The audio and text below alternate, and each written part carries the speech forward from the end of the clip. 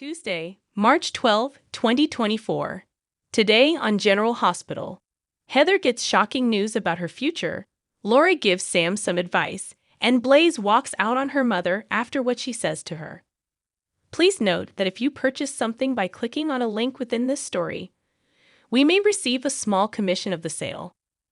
It's a new day in Port Charles. Sam sits by Dante's bed, and he's still not awake. Sam can't believe Jason is alive and he could have done this to him.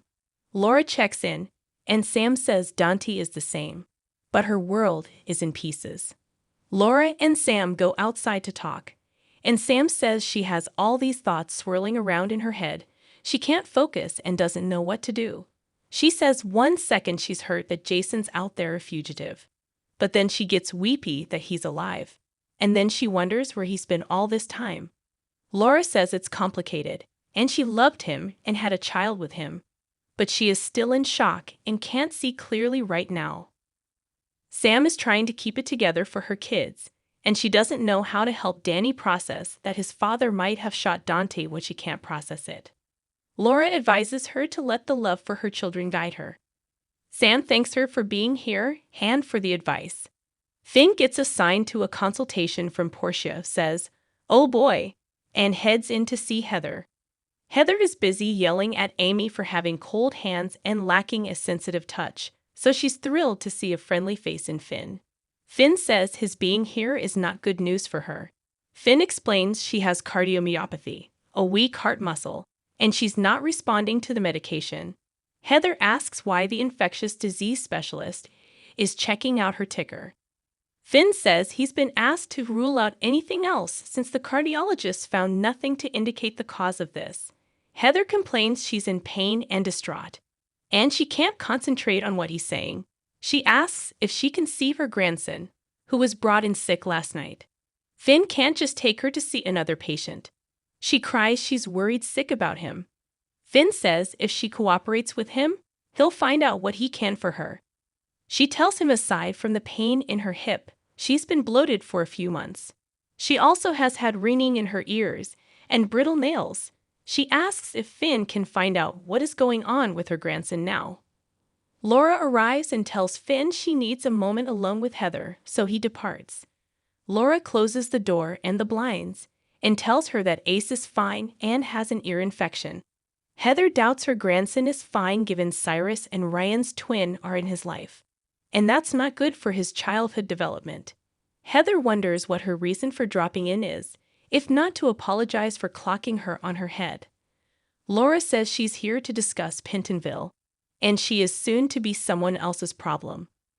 Laura reveals she talked to Robert, and given her history of escape and assault, that they don't feel Pentonville is an appropriate place for her. They are sending her to San Quentin Women's Federal Penitentiary.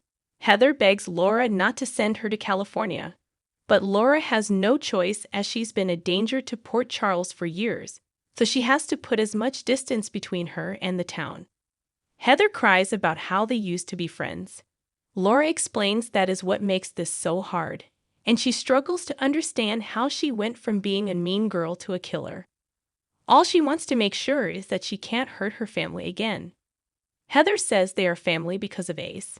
She cries she is the only connection to Ace's mother he has and begs her not to separate her from the only family she has.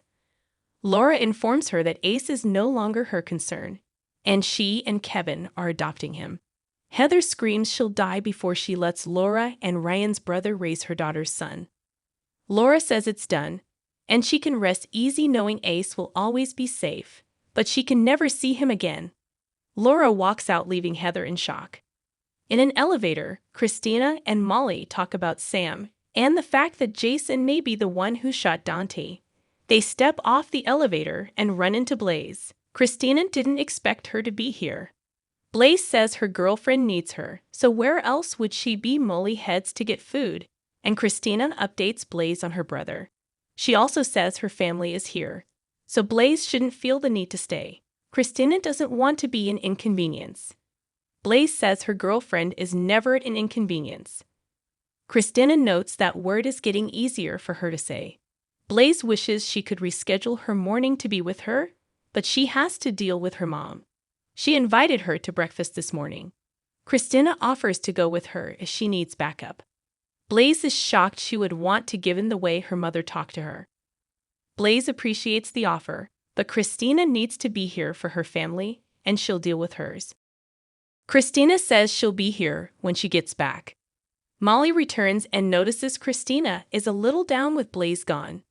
Christina explains that she went to see her mom, and her mom isn't her biggest fan since she found her in her daughter's bed.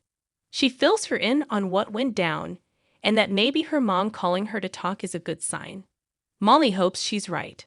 Christina knows her sister is thinking she's being too optimistic, and Allight is being set up to fall, which will be bad for her, and bad for the baby's health. Molly says she hasn't said anything like that, and not to assume she's always judging her, because she's not. Molly says they got in this together, and they love and trust one another, and that trust extends to Blaze. Michael arrives and finds Sam sitting alone and processing her thoughts and feelings. She invites him to sit with her, and they talk about the possibility that Dante was shot by Jason. Sam says they won't know what happened until Dante wakes up. Michael calls what she and Dante have special. They are both friends and partners, and that their love is powerful. Natalia meets Blaze at Bobby's. Her mother asks what is good here, and Blaze says everything is good and food is the last thing they should be talking about. Natalia knows and has something to say. Natalia is sorry for how she reacted, and she hurt her when she was trying to explain everything to her. Blaze has no idea what to say, as she never expected her mom to say those words. Natalia says she should have known what was going on, and why she would be more comfortable with a woman. She says what happened with Link was traumatizing, and would make anyone want to experiment. Blaze can't believe her mother, and who she is has nothing to do with what Link did to her. Blaze storms out on her mother, saying she's lost her appetite. At home, Carly looks at the articles on her phone about Jason and the manhunt for him. There is a knock at the door, and it's Drew. She says he didn't have to knock, but he didn't want to interrupt in case his brother was here. She says he's not here, but Drew assumes he was last night, and she confirms it. Drew comes in, and he knew Jason would come to her. He asks if when she came to help him last night at the mansion if Jason was already here. She says he wasn't, and he's glad she didn't lie to him last night, but she also didn't call him. Carly says the only person she called was Diane because of Anna's search warrant. She explains what happened, including that Jason didn't even know Bobby died. Drew asks if he told her about how he got shot. Carly says they didn't talk about it. Drew notes the police think he shot Dante, but Carly knows Jason and knows he didn't shoot Dante. Drew says, "That's what I thought you would say." Drew says the police report that Dante was pursuing two suspects, and Carly is sure the other man shot Dante. Drew asks why she won't consider Jason couldn't have shot Dante, even if by mistake. She asks why he's sure Jason is guilty. He says he's not, but all she has is how she feels about him, and they've always come first with each other and always will. It's always been Jason and Carly. Carly says Jason is her friend. No, that's not true. She doesn't know if there is a word to explain how she feels about Jason.